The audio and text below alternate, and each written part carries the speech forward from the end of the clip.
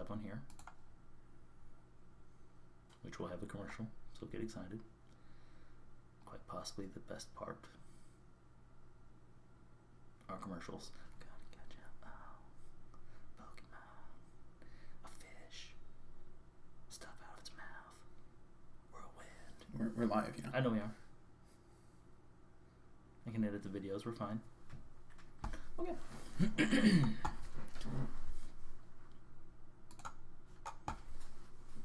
Hi, I'm Rob. And I'm Orson.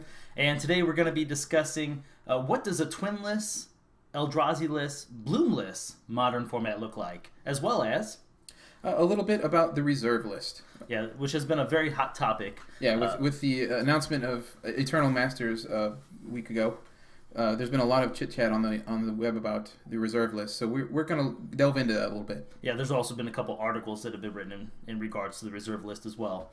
But as said, today we're going to start with modern. Eldrazi, no one really wants to talk about it. No one wants to hear about it. So we're going to discuss what does the format look like if, one, we had the Bloom ban happen, we had the Twin ban happen, and Eldrazi never was a thing because we went straight into one of the lands was banned or both were banned, whatever they decide. So what decks are most affected in this sort of format? Like what decks emerge? What have been pushed back because of the Eldrazi? Well, really the real question here is if the Eldrazi deck had never come out, what would the format have looked like after the Twin ban? That's really what this is. So and Bloom. Right, and the Bloom ban. So you really want to look at the pre-Oath of the Gatewatch modern metagame. Mm-hmm. And a lot of those decks that have just vanished off the face of the earth come straight back, just come rushing back with a vengeance. But the real question, a Goryu's vengeance, sure. Just wondering. The real question is, like, with the new shift in power, without those two questionably busted combo decks, what do we have? What's left?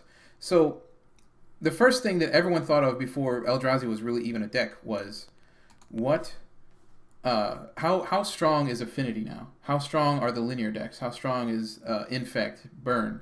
So where do you see those decks in a post-Eldrazi world?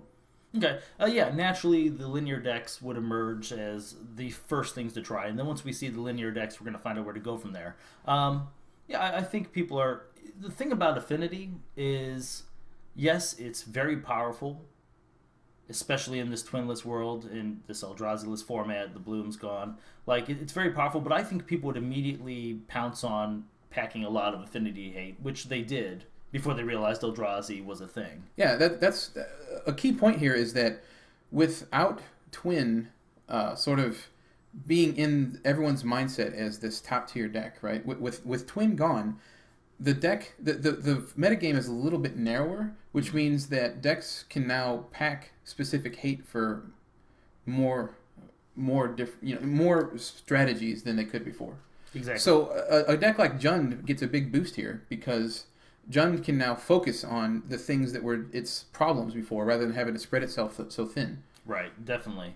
Yeah, so as far as like this sort of format, like what tier... Okay, I think what happened here was... Or let's word it this way. I think that now that we're going into this format, this proposed format, which is what we will see... Right. I think is on everyone's mind. Granted, around the time any proposed Twin Eldrazi ban does happen, we'll be getting a new set. Right. But if it's anything like it was in the past, before Oath of the Gatewatch, there'll only be a handful of cards in that set that are worth talking about. Right.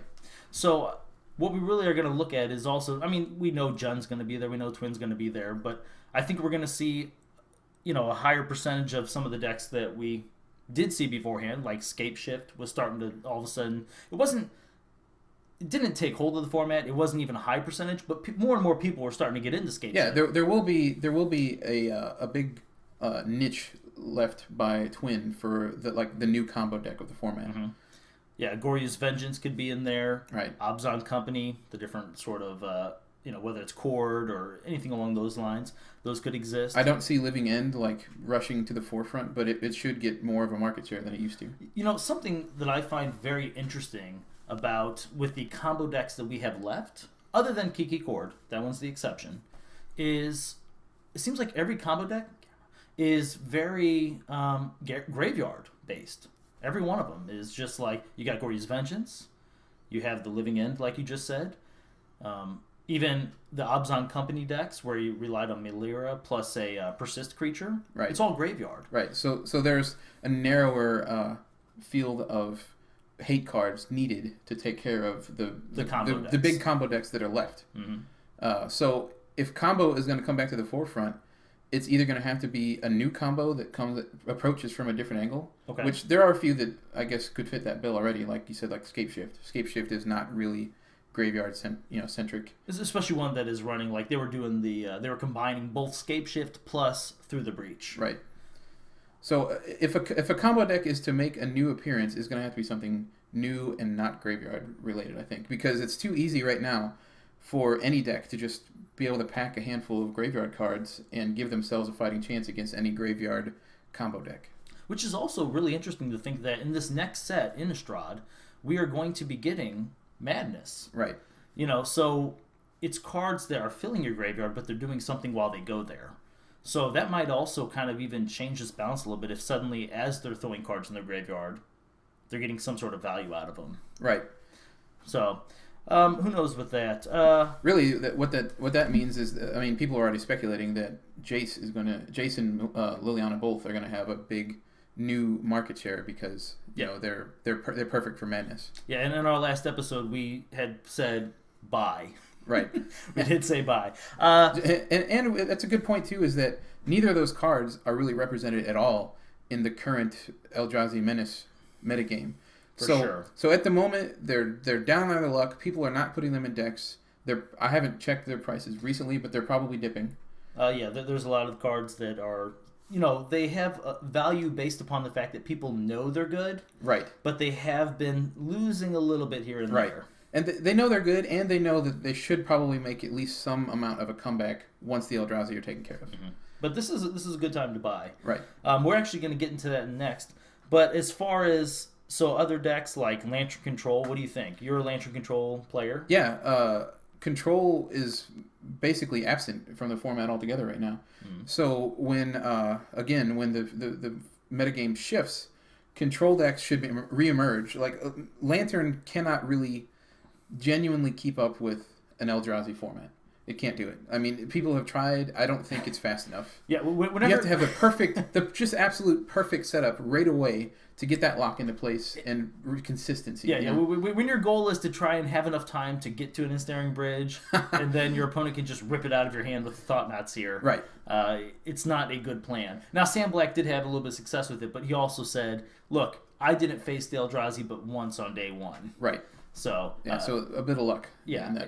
How did his day two go? Right. Hell, even on that note, he was playing that down quite a bit. Jeff Hoogland, I read a tweet over this last week where he said he played Eldrazi in that 15-round event. He played it 10 times. He was 8-2 against the Eldrazi. So he played it 10 times. How many times did he see it on day one? Right. He had to see it some amount. Right. there's only so many rounds per day.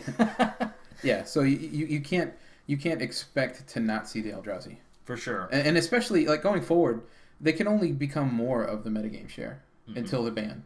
I don't see people moving away from Eldrazi because that's just silly. Yeah, and when you got the Eldrazi decks just kind of fighting each other already, they're preparing themselves for themselves. It's just going to become more and more Eldrazi. Right. Yeah, so as far as Control is concerned, Lantern should make a huge comeback, I would assume, because we'll be back into a format that can logically and consistently be policed by a Lantern deck. It should be able to prey on the format just as much as it was before, if not more, because we're now short these really fast combo decks or really consistent combo decks in Bloom and Twin, which were some of its biggest issues. Really? Yeah. I didn't really play Lantern too much, but Bloom was that big of an issue? Well, how do you consistently set yourself up to where Bloom immediately can't just kill you? Throw down ensnaring bridge. Yeah, but they can still win with Hive Mind. Yeah, the Hive Mind was Yeah. an issue too. Yeah, it's a hard matchup for the Lantern control player. So then you can get into the other control decks like the Jeskai type decks and the Grixis type decks. Those should also make a pretty big comeback, and they should mutate a little bit and they should change a little bit because they'll be facing a new metagame. But that kind of deck is great for that. Yeah, exactly. What's important there with like the Grixis control decks and so on and so forth, with Twin being out of the format, with Bloom being out of the format, with decks overall being easier to manage because they're all different, but you can attack them sort of the same way. Right. Because of that, it makes your card choices so much easier, and it makes them actually more valuable. Right. Like you can use them to a greater effect. Right. Like knowing like Terminate always having a certain value. Right.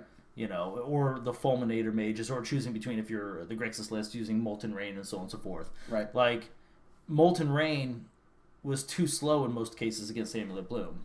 Whereas, against Tron, it's a very acceptable card. Right. It's good.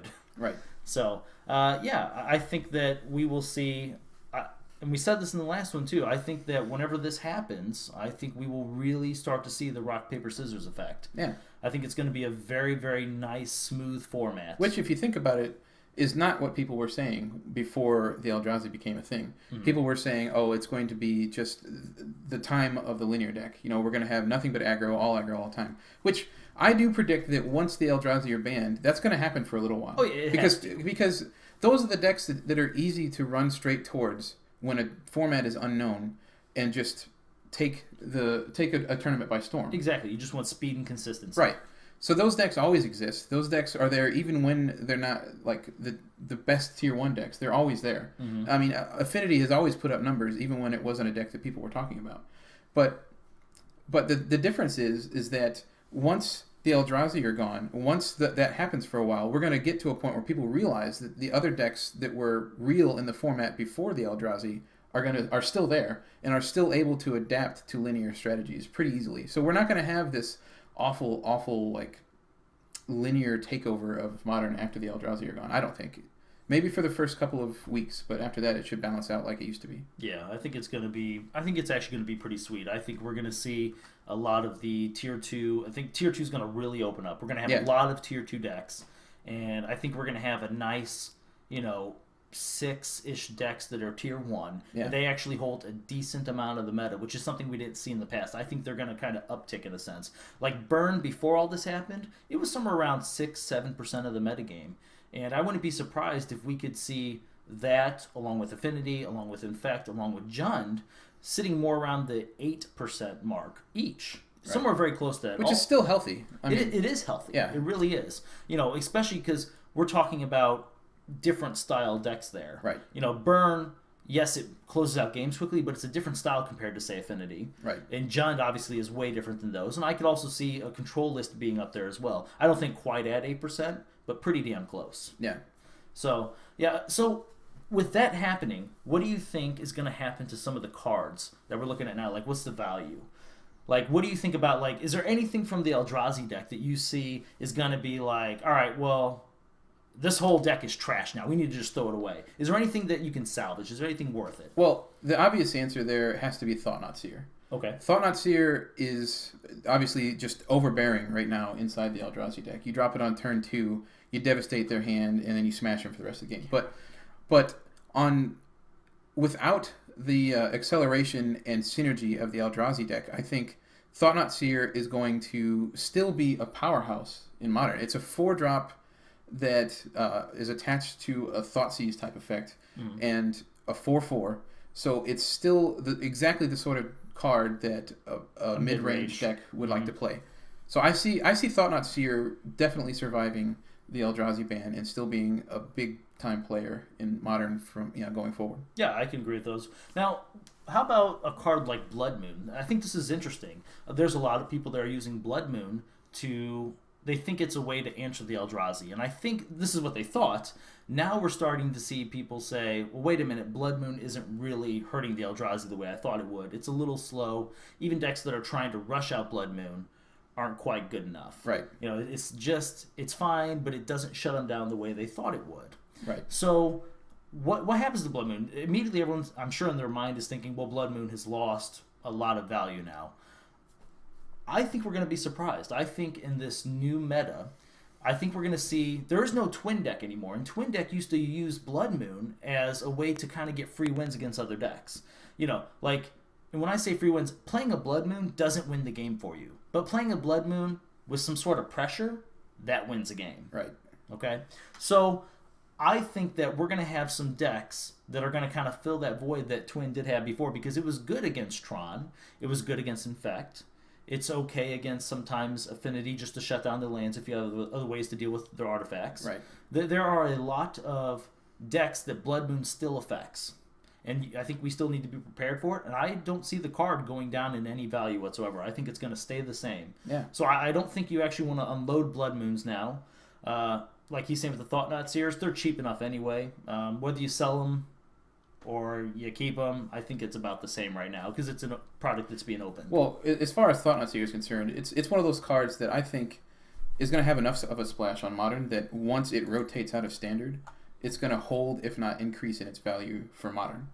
Blood Moon, I think people are looking at it like, you know, it's not, like you said, doesn't have the value it used to have. But now, I don't think it's quite the overpowering presence that it used to be, because the people who complained about it the most were the people who were getting hurt by it the most, which was the Twin players and the Bloom players. Right. Okay. Mm-hmm. I'm sorry, the Bloom players. Right. That's gone. So like it's more of a fair metagame call than a just overbearing shut down your deck kind of card. You know, and see, that's how we feel about it, but there's so many people out there that think, wait, no, Blood Moon messes up my mana base. Okay? And that makes it unfun. It's not a good card for the format. What do you say to them? Like, I think the majority of people don't think that Blood Moon is a metagame card like you just discussed. We believe that. Yeah, I mean, it's not impossible to play around. I mean, play around may not be the solution people want to hear, but I mean, it's the one that when you're sitting at the table and somebody drops a Blood Moon, that's what you have to do. Yeah. And when you're sitting at the table and you know they're going to drop a Blood Moon, that's where the skill with that card comes in, is that you need to know you have to change your play a little bit. And I think that is true of all sideboard cards. Yeah, exactly. If you know your opponent brought in Nature's Claims, right, or they brought in any sort of whatever the hate is against you, chokes, whatever it is, right, you have to play around it. Yeah. You can't just sit here and complain that your mana base is messed up. Right. Because they brought in some sort of hate against you. I mean, you have to plan. Exactly. That is the point of a sideboard card, is that it targets a specific... It's a puzzle. Yeah, it's a puzzle that you have to... Puzzle. Exactly, yeah. So yeah, Blood Moon, I think, is right where it was. Yeah. Okay. A card that we have seen zero play ever since this Eldrazi menace has come about, Snapcaster Mage. Well, I mean, obviously, it's prime for a comeback. Oh, man. I cannot wait Yeah. until the next format, because Snapcaster Mage is nowhere to be seen. His price is going down. It's going down slow because everyone knows he's so good and he does get played in other formats. Yeah. But Snapcaster Mage is the buy, in my opinion, this month. Yeah, I'd get on board with that. Yeah. Yeah. Now I don't think he's gonna make his comeback like the second the format changes, because like I said, we're gonna have that period where everyone's tagging onto these linear decks. But the second the format the dust sort of settles after the Eldrazi ban, he'll be right back where he was before. He'll be in all of the little, you know, the sort of blue-red X and whatnot decks, and he'll be there. I see him actually going up from where he was. I'm not saying he's gonna go double. There's no way. No. But if you were buying him for say 45, I would not be surprised at all to see him for 55, 60 within at least a month after Shadows of Innistrad comes out. Yeah. Because which is odd to think about, because like he was a key component of the Twin decks, and the Twin decks are gone. But there's a gaping void now for those style of decks now. You know, Twin essentially was a sort of combination of a combo deck and a control deck. Mm-hmm. So even if you don't get to play that strange I suddenly win card anymore, you know, the combo, the style deck that he was present in should make a big comeback. Definitely. Yeah. On that note, I think that also whenever we do have this sort of easier to attack meta, because there's a little bit higher percentages of, say, the Affinity, the Jund, these control decks we're discussing, I think, and Twin being gone, everyone seems to be kind of shying away from Abrupt Decay. Okay? I love Abrupt Decay. Yeah. because especially whenever we're talking, hey, look at these really linear. Now, Abrupt Decay can't hit, say, the lands in an effect deck, but we're still hitting the Blighted Agents. We're still hitting all the Glistener Elves. We're hitting all of Affinity. We're also, the most important thing about Abrupt Decay is the fact that we're able to hit any sort of permanent. Right. And I think that Abrupt Decay is just going to be, I think its value is going to stay somewhere around the same, but I think its value is financially, but I think its value in games is actually going to go up even without Twin being part of the format. And I think that's sort of a, I don't see anyone really predicting that one. I do. I think it's going to be awesome. Yeah, and it has nothing to do with the no counter clause. It's just the fact that it is the format defining catch-all removal spell. Yep. Yeah, and it's priced perfectly, and it hits things that are exactly where Modern is going to end up shifting to once the Eldrazi are gone. Exactly. Yeah. So yeah, if you don't already have Abrupt Decays, you could probably still hold off, because I most removal spells don't I mean, they're not going to hit like $30. That doesn't happen. But actually, well, that's another point. Like, what do you think about, say, Thought Seizes and Inquisitions? Are they a good buy right now? I mean, they're always a solid investment. Yeah. I mean, sure. In fact, they're being played right now. So I mean, they are, but not as much as they were before. So I haven't checked the price on Thought Seizes or Inquisitions. I would imagine they're probably about the same. What do you say? Buy? Yeah, I mean, they're gonna roar right back like everything else did after the Eldrazi are gone. Right. Any other cards you want to discuss that you feel like maybe aren't seeing the light of day and are just gonna come right back to stardom? Well, I mean, we can talk about like the big name cards of the format, like the Tarmogoyfs. Tarmogoyf is literally nowhere to be seen right now. He is out in a no man's land thanks to the Eldrazi, because the Eldrazi is a deck full of Tarmogoyfs. Right. That have something else attached. Yeah, that have something else attached and are cheaper both to cast sometimes and definitely far cheaper to buy. Right? Right. So until they're gone, Tarmogoyf is just out. Right? But obviously, as soon as the Eldrazi are gone, Tarmogoyf is right back in there as like the format-defining tempo creature. So whatever value he may have lost in the last month or two, he's going to bounce straight back. Yeah, as long as there's some people saying he might get printed in Eternal Masters. I don't even think still, so. Even if he does, I mean, he's already been printed in every Modern Masters that's come out so far. Yes, and his it's barely affected his price at all. So yeah, he's there. He's right where he needs to be. Yeah, I think we're going to see a comeback of Goy for sure. I mean, Jund is primed and ready to just jump back into the format as soon as Eldrazi are gone.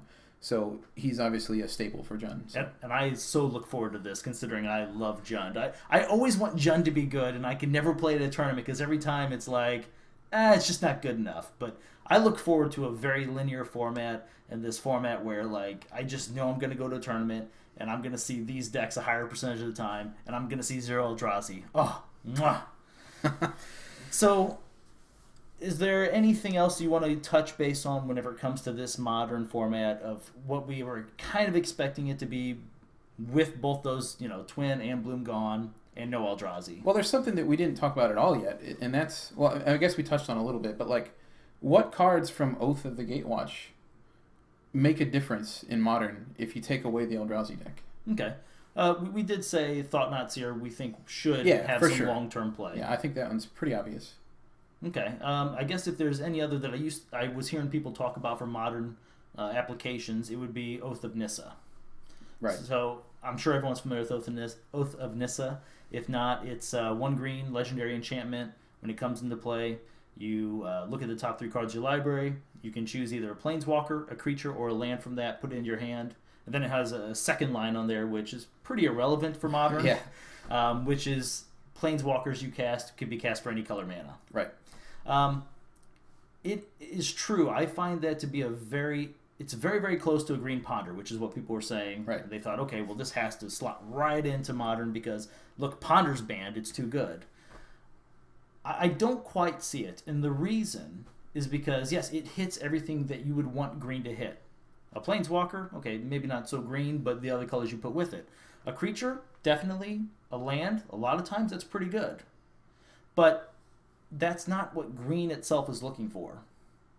because a lot of times you're just trying to get value out of the cards you actually like, the actual real cards you're playing. Like since this card is actually just going to sit there, I don't think many decks that are running green can afford to play this card and hope to find the card they're really looking for. It would have to be a very specific like combo deck or something. That's what it would. That's what it would take. It would take a combo deck that has green in it, and you could not hit Ancient Stirrings with that card. Right, exactly. Like you're not looking for a land here, right? Or an artifact. So it has. It's really it's really hit in a very strange place as far as Modern is concerned. It might, like you said, there might be some sort of weird combo deck in the future, but it's definitely. I don't see it having the impact that people initially thought it was going to have. Yeah. So I mean, it doesn't really net you. It doesn't net you a card, and the selection that it nets you is not usually what the kind of deck that you would put that into really needs. Right. So I would agree with that. So Oath of Nissa, I don't think is going to have a huge impact on Modern. I'm sure until 26 years from now, someone's going to look back and go, "Those guys completely wrong." I mean, Jesus, how did they think that 26 years ago? Okay, Oath of Nissa is the nuts. Right. Yeah, like I said, it takes a very specific deck, and it doesn't exist right now, I don't think. So yeah, and I don't think it will for a while. Yeah. Okay, so now let's touch a little bit on the reserve list. There's been, at the beginning of this, we just said there's a lot of discussion about this going on right now. So we talked last week a little bit about Eternal Masters and stuff, and that being on everybody's mind right now has sort of brought up a lot of discussion of the reserve list. Why can't they just abolish it? Why can't they just start printing things from prior to Ice Age, I guess? So, what do you think? Well, okay, before we get into this whole discussion, I think it's important that we tell all the viewers, I'm not pro and I'm not against the reserve list. I have no feelings one way or the other as far as it existing. Right. Well, as far as it restricting you being able to get cards. Right. Yeah. But what I think the only thing that actually bothers me is people think that the reserve list going away is going to actually allow them to play these older formats. And honest to God, I don't see it happening. It's not going to make it more accessible for someone to come right in and play either Legacy or Vintage. Right. Yeah, I mean, if you think about it, like, let's imagine for a minute that they did just abolish the reserve list, right? Okay. So suddenly they come out with like From the Vault Power 9 because they can, right? Right. So let's just think about the implications of that for a minute. First off, sweet foils, by the way. Go on. That would be a pretty amazing foils. They'd probably, I mean, they'd go all out. They'd get new artwork. They might do full art text and stuff. They might be so awesome. Like, hey, we decided to make foil magic backs. Just so if you play these sleeveless, people can be like, oh shit, that guy is the playing foiling a is power done 9. in actual like karat gold or something. Yeah. Oh. But anyway, let's not be silly. So let's assume for a minute that they did that. Let's assume that they said, we're going to get rid of the reserve list, and the first thing we're doing is From the Vault's Power 9. Okay. What's the implications? Okay, well, immediately, let's also add on another caveat here. We're going to say the stores have to sell these things for MSRP. Okay. Whoa. Okay, so let's imagine that, and this is a huge print run, right? Like, let's say they make 100,000, let's say a million sets of these. There's like, how many Magic players? I read it just the other day. They claim there's like 22 million or something like that Magic players, okay? Worldwide, I could see that. Yeah, it's something like that. I did read it. You can fill a couple of cities, so. Yeah, fill a couple cities. We can have our own Magic City. That's a discussion for another day. Wait, are you sure? Yes. We'll touch back on this. Do not let me forget any of you. So. Are you Magic City? Yeah, move on. Okay, fine. All right. So, reserve list. All right, so let's say they did print, let's go with like 10 million of these things, and they had to be sold at $40. I don't know how they'd enforce that, but go on. It would be impossible. Yeah. But a store has to sell it for that. Otherwise, they lose their certification, or they can't be a distributor, so on and so forth. Right. Okay. That's half the players, essentially, that would have access to these cards. Right. So you go to your local store, you pick up a From the Vaults for $40, or more likely 500 of them. Okay. Yeah, you buy 500. Right. Okay, so, but let's imagine 10 million people did get these. Right. Okay, so what happens at this point? One, only those 10 million players, or the people that had those cards, will ever have access to those. Right. Okay, so for the future, whenever suddenly there's 30 million Magic players, and now more than 10 million people want to play this format, those cards' value, are they $40 anymore for the whole set? Definitely not. Definitely not. We already know when it first comes out, it's worth more than that to begin with. Right. But we're just hypothesizing something here. So suddenly, as soon as there becomes more of a demand than there is supply, just those cards themselves, they're going to go up. It's going to be a huge issue just with those cards. Now, let's actually go back here a second. So now we have 10 million people that can have the Power 9. How many of those people have Lodestone Golem? Right? How many of them have Tanglewire? How many of them have Tolarian Academy? How many have Library of Alexandria? Right. Chalice of the Void. So now we get to a point where, okay, everyone has the Power 9. How expensive is Chalice of the Void in this world? How expensive is we now have more Power 9 than we have Library of Alexandria out there. We've produced a world that now has unprecedented interest in playing Legacy and or Vintage, right? Because in Legacy, we would come out with From the Vaults Dual Lands. Okay, fair enough. So we've generated a world now in which Legacy or Vintage is just as popular as Modern is, right? If not more. Standard. Right. So everyone wants to play. Everyone goes out. They get their From the Vaults or whatever set, Eternal Masters that they reprint these cards in or whatever. Mm-hmm. We're looking at now the same exact situation that we're in now with Modern, and that's where there's still hundreds of cards that you could potentially buy that are necessary to build a deck, right? Mm-hmm. I mean, I don't mean you need hundreds of cards, but there's hundreds of different cards that are viable in the format. And every single one of those is going to have a price. Mm-hmm. Not every single one of those is going to get reprinted. They can't possibly keep up with the demand of printing any given card from the entire history of Magic. I mean, granted, not every card in the history of Magic is necessary for Vintage or Legacy. But there are thousands. Right. There's a huge list. And the other problem is, even if they did somehow print, let's say someone went out there and said, look, here's the 3,000 Legacy Essential cards. Bam. Suddenly they're there. They might be there. We print all these out unlimited so that everyone that currently has them has them. 5 years from now, another card gets printed in a new set, or suddenly someone says, wait a minute, what about this card that wasn't reprinted? It's actually good because everyone's now running deck X. This is the card to have. Well, guess what? That's now a scarce printing. It is going to be expensive. No matter what you do, no matter how many times you print these, it will be impossible. It will still be basically the same entry point for people to get into a format, unless they want to play an inferior deck. Now, I will grant that if this happened, the bare minimum effect it would have would be to reduce the cost of, say, a Black Lotus from $30,000 for a mint condition beta or whatever to what? How much money? How much money do you think a Black Lotus goes for? Even on a limited print run, a limited print run like a From the Vaults or an Eternal Masters or something, it's not going to be a small amount of money. That's for sure. No. And I said there is. I mean, it's absolutely necessary for literally every deck. Yes. So, everyone who wants to play has to have it. Mm-hmm. It's going to be well over $300, $400, $500, $600, $700 at least. Minimum. At least. And that's too hard for someone that is looking for this format to be accessible and they want to get into it. I mean, there are people complaining that Standard right now costs $500, $600 because of Jace Vryn's Prodigy. Right. Okay? And that's standard. And it's standard. Yeah. It's cards that are in print right now. They are available for you to go out and buy the packs. People are still opening. They're being opened every day. Right. And they're winning them as prizes, whatever their drafts, whatever it is. Right. It's still in print, and we have cards that are that price. Yeah. Just for Standard. Yeah, and then look at Modern. Modern is not that old. Modern only goes back 10 years, 12 years, whatever. 2003? Yeah.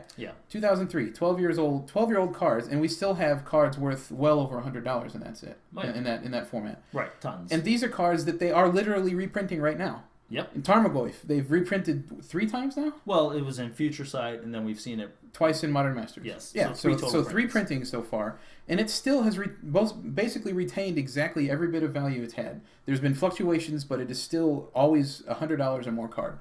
Yep. So what's going to happen I mean, you're not going to price any more people into the format. Do you know why Tarmogoyf is keeping its current price and why it just always stays above $100? Because as more and more become accessible for people, more and more people want to get into it. Right. You can never ever meet the supply will never meet the demands. Yeah. Unless, wait a minute. Which honestly, Wait. What if we just run it all to hell? Okay. Wait a minute. All right, so let's go with this scenario. What if instead of making 10 million from the vaults, Power 9, what if instead we made, I don't know, there's only 22 million Magic players right now. What if we made, say, 30 to 45 million of these? Okay? So literally everybody can have them. Right. And then we decide to make it where it's every single card that has ever existed. It's from the vaults, Magic the Gathering. Everything. From the vaults, everything. We're going crazy here. So okay? we're talking like 12,000 cards or whatever. Yeah. Plus. Yeah. It's a pretty cool set. So from the vaults, Magic the Gathering. Right. And you know what? We can't charge 40 for this. We might bump it up to 85. Let's just go, okay? Okay. All right, so $85 from the vault, we're creating, everything. We're turning Magic into a boxed, self-contained card set now. Boom. Okay. Done. Okay. Are you interested in playing? No. Why? Because what's the fun in that? I mean, how often do you actually sit down and play Dominion or Ascension? How much buzz is there for Dominion and Ascension? Right.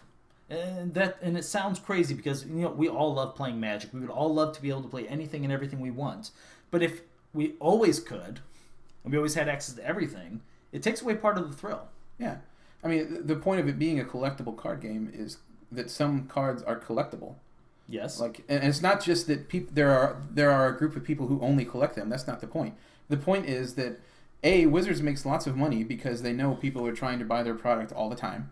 And B, people keep being interested in the game because there's always that other card to hunt down. Right. Well, and then also, once again, we're talking now if people could buy this proposed, from the vaults, everything. Who really needs to? I could just go buy it at Walmart. Yeah. So what happens to a store at that point?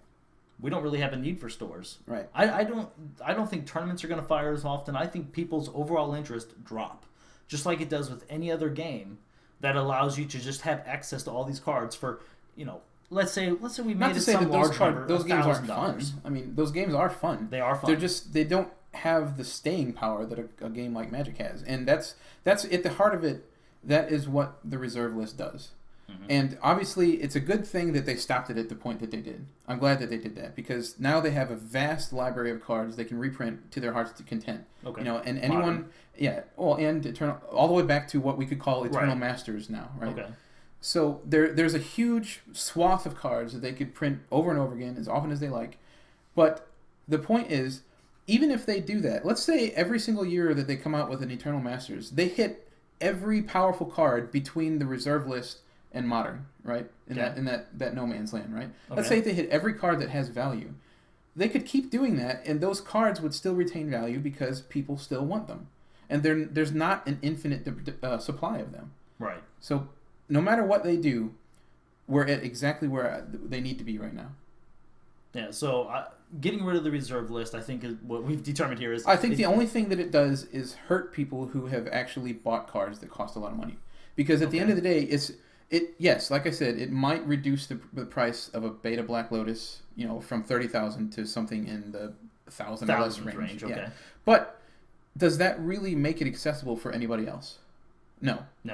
It makes it to where it's you're not just a rich person that can buy one, or you're rich because you've had one forever, right? Mm-hmm. But it doesn't open it up for the average Joe Magic player to just jump into the format, which are the majority of the people that are trying to get rid of the reserve list. Right.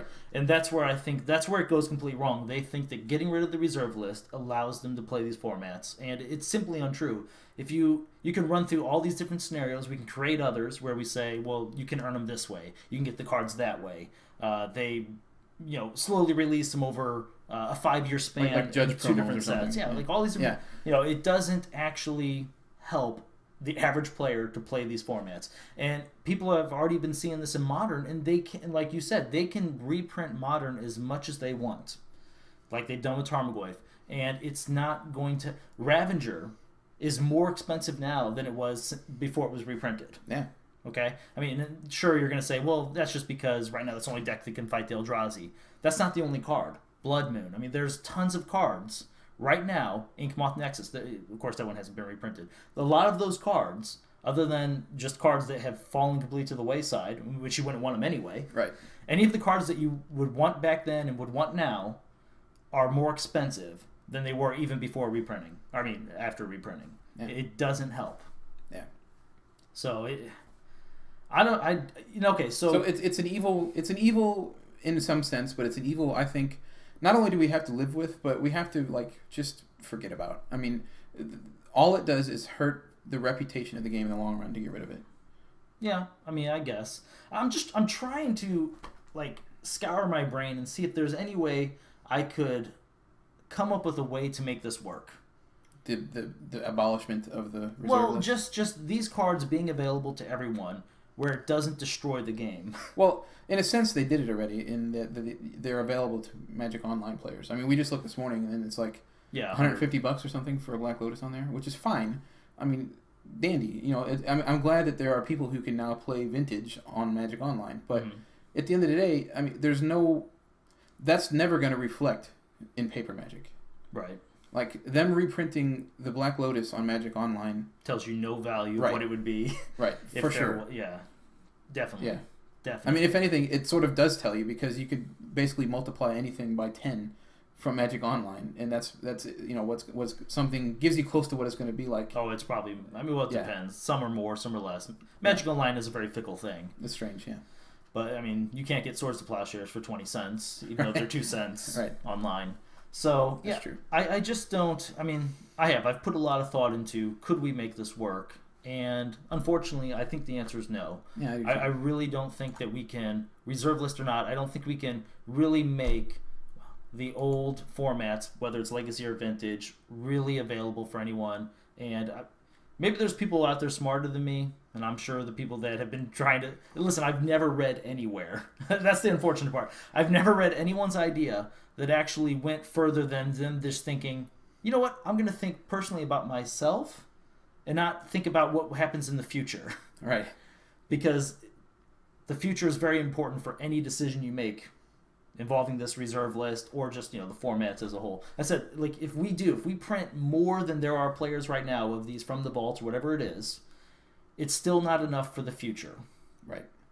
And it's still not enough for the current sets that suddenly someone says, let's say for some reason there's no way in Vintage suddenly Endless One is the nut card.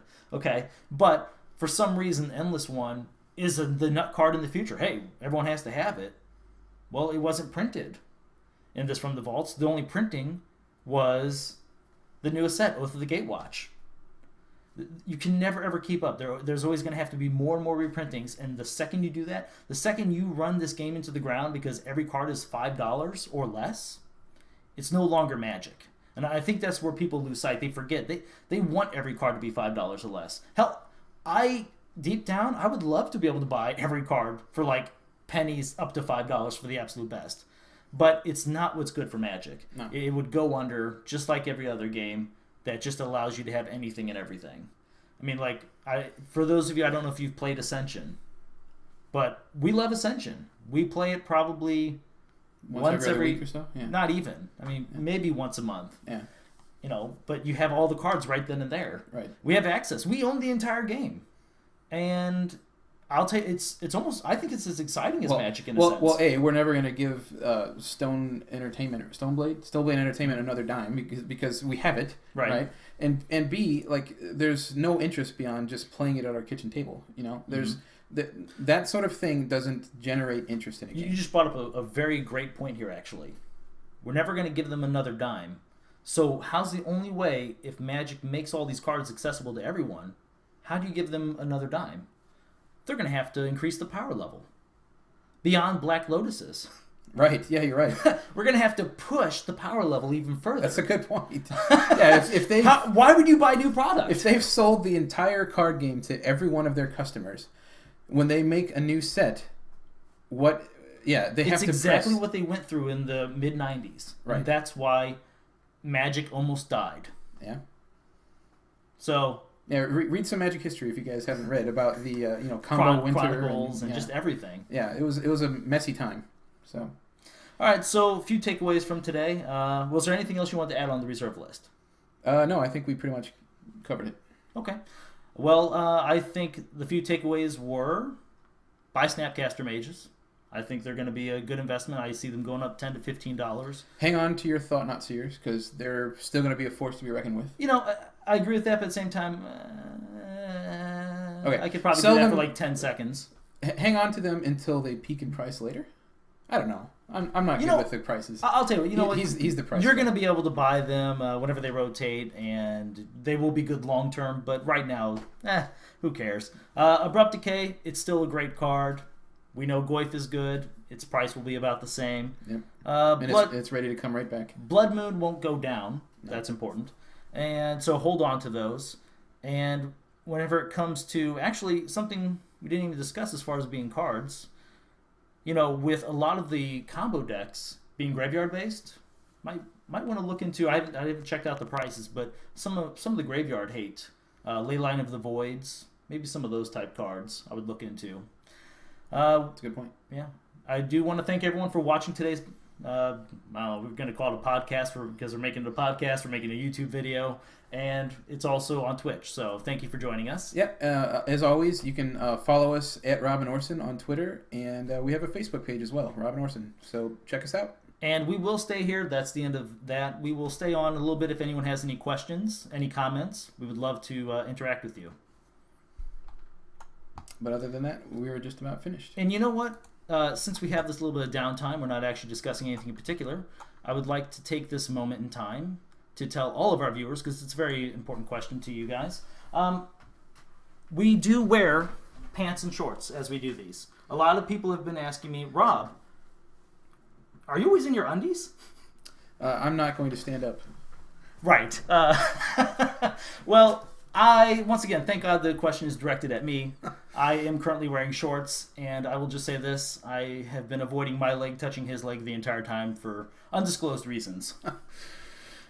And actually, getting up was really hard right now. I'm in this weight loss competition at work, and like the squats and everything, this is, oh my God, so much pain. Oh, here we go. Not sure if you talked about this already, but if you had control of the modern ban list, what would be on it? And what would the format look like? That's a really good question. That's a great question. So, if we had control of it, what would be on it? Okay, so do we have any problems with cards that are on there right now? Is there anything we would take off? I want to say twin. I want to say twin because, I mean, it doesn't violate any of the rules that I understand why they did it in some ways, but from what they told us what the ban list means, it shouldn't be there. I personally don't think Bloodbraid Elf should be there. Okay, yeah, definitely Bloodbraid could be off. Yeah, I think Deathrite Shaman should be on there. It's too good. It really is. I guess it was a little overbearing. Yeah, it is. Okay, how about a card that people think should be off, but I think should personally stay on? Stoneforge Mystic. I love Stoneforge Mystic. I would love to. I got plenty of copies. Okay, I would love to play that guy. Okay, I would love for him to be legal so I could sell some. Okay. Right. The problem with Stoneforge Mystic is I really think that, and they might unban it. They might. Yeah. But I think it's an issue because it's a little too good. And it's not a little too good because of what we're thinking about in the past. It's a little too good because of what has happened since Stoneforge Mystic was legal anywhere, other than Legacy and Vintage. Kolaghan's Command with Stoneforge Mystic is amazing. And I think would just become a dominant deck of the format. What do you think? It certainly has the potential. Yeah. Yeah, I mean, we can theorize about it. We can't know exactly how it works because we haven't tested a Stoneforge Mystic with Mardu deck. I guess that would be. Yeah, it would definitely be Mardu. But yeah, I do think that Mystic would tend to warp the format around itself. I mean, you could make the same case for Bloodbraid Elf, but I don't know. I don't really. Bloodbraid Elf costing 4 and having a unique effect that obviously you can always make a very specific effect depending on how you build your deck. It just seems completely underpowered compared to what we've been seeing. Yeah. It really does. Yeah. I mean, maybe it would be a little too much, but I think it's okay to be off. So it could be too much, but I don't think it's totally format warping. I'll tell you what is format warping. Jace the Mind Sculptor. Yes, yeah. It does nothing in this Eldrazi format, but this is only 6 more weeks or so. Right. Thank God. I can't wait till it's gone. Jace the Mind Sculptor is by far he needs way to be too gone. good. Yeah, Jite needs to stay. The other crazy combo pieces that they thought of ahead of time, songs and stuff. Yeah, those need to be gone. We can't let Storm become a thing. Hypergenesis, etc. Those are obvious. They need to stay. I think what we've learned here, and this is actually interesting because I have never quite put this much thought to it. I think they've done a pretty good job. It's okay. I mean, I would disagree with a lot of stuff in the past. Yeah. But they have actually remedied a lot of the stuff in the past. They let you have Wild Nakatl again, which was just silly. Right. Can't believe that was ever banned. Yeah. I mean, yeah. So I think we're in an okay place. I hem and haw, and I get my hackles all up, and raised and angry about things every time they make a change that I disagree with. But yeah, it's okay where it is right now. Yeah. It's not perfect. They're not doing exactly what you would want, but maybe there's some things that they see that we don't see. Yeah. Well, something else maybe with this Donald K. Magic's question. There's a lot of people that are saying, let's talk about other people. Like, they want Blood Moon on there. And we discussed this earlier. We did, but maybe we should mention this again. Like, Blood Moon... That's a good point. What isn't banned that could be? Right. Yeah. We are totally fine with Blood Moon. Blood Moon is a sideboard card. It is a metagame card. You can play around it. You expect it. You know what to do. It's not this format mana denial card that everyone wants it to be. It does. It's mana denial in a sense, but it's not as terrible as everyone makes it out to be. I mean, there are certain strategies that it hurts more than others. But that could be, like you said, could be said of any Leyline of the Void. Right. Yeah, exactly. Leyline of the Void, turn 1 drops it down, or turn 0, I guess. Turn 0 drops it down. And what does now a Living End deck do? Before, without getting their sideboard card exactly when they need it or something. So Living End's a little bit different. They have some main deck cards to deal with it. It's true. They do. They have themselves set up because they're expecting it. Right. Because that sort of thing. But let's say decks like Grixis Control, right, where you're using the Delve creatures, or you're trying to take advantage of Kolaghan's Command or Snapcaster Mage. A Leyline of the Void. It's just another piece of the puzzle that people have to you have to play around. That's what Blood Moon is. It's not It's most certainly not ban worthy. No. I like the fact that they did get rid of Summer Bloom. So as far as the last ban, Vigor's fine.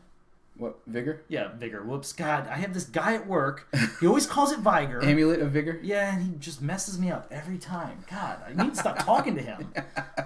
A shout out to Steve. Yeah. You're a total jerk. Amulet of Vigor. Yeah, that's... now that Bloom's gone, it's not going to reemerge as a deck, I don't think. Not nearly with the power that it had. Right. It could become something. We don't know what they're going to print in the future. What if they print a better Azusa? To be fair, yeah, exactly. And Azusa's still a piece of that deck that exists. It is, but it's 3 mana. It's a little too slow.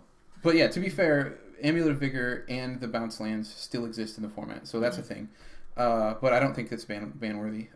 You could talk about, there's people right now who are going mental and just saying, let's get rid of cranial plating, and let's get rid of, they're picking apart all of the strongest decks that aren't Eldrazi in preparation for a post-Eldrazi format. And I don't think it's way, way too early to be talking about. Oh my God, yeah. Cranial plating is totally fine. Actually, the guy that won the last SCG event, he said, yes, we need to get rid of the Eldrazi deck, and he's playing Affinity, and he says, we need to get rid of cranial plating. It's too good. Yeah.